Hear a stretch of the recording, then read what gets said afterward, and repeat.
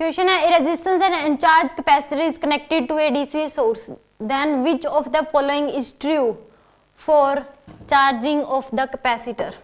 अगर मान लो किसने कहा है कि एक रेजिस्टेंस और एक कैपेसिटर, अगर मान लो एक बैटरी के क्रॉस जोड़ दिया, तो इस केस में then the which of the following is true for charging the capacitor. Starting में इसके ऊपर जो चार्ज है कैपेसिटर के ऊपर वो क्या आता है, ना के बराबर। चार्ज क्या आता है इस केस में, ना के बराबर चार्ज आता है, और जो चार्ज बढ़ने का रेट है वो एक्सपोनेंशियली बढ़ता है, और t इक्वल टू उसके ऊपर मैक्सिमम चार्ज आने में इनफाइनाइट टाइम लग जाता है, क्योंकि वो क्या बढ़ता है, एक्सपोनेंशियली बढ़ता है।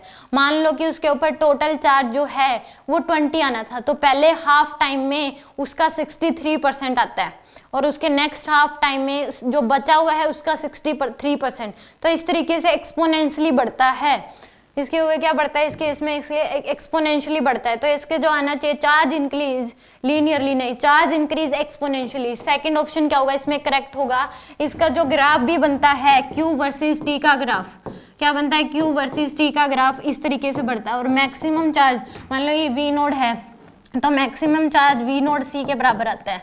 ये एक्सपोनेंशियली बढ़ता है, और जितना आना है उतना आ चुका है, इसके बाद इसके ऊपर कोई चार्ज नहीं आता, मैक्सिमम जितना आना है उतना आ चुका होता है। तो पहले इसके ऊपर चार्ज क्या होता है, 0। इसमें इक्वेशन भी बनती है Q equal to E node V node C into में E की 1 माइनस E की power minus T by RC, इतना इसके ऊपर, यानी कि Q as a function of time T होता है। E नोड C यानी कि मैक्सिमम V नोड C जितना मैक्सिमम चार्ज आता है इन 1 माइनस E की power minus T by RC। तो ये क्या बढ़ता है, टाइम के साथ एक्सपोनेंशियली बढ़ता है। इसका ग्राफ ऐसे बनता है, ठीक है। तो यानी कि अगर एक रेजिस्टेंस और कैपेसिटर अगर जोड़ दिए तो चार्ज जो है उसके ऊपर मैक्सिमम चार्ज आने में इनफाइनाइट टाइम लगता है, और वो एक्सपोनेंशियली बढ़ता है। इसका charge as a function of time T equation ये बनती है।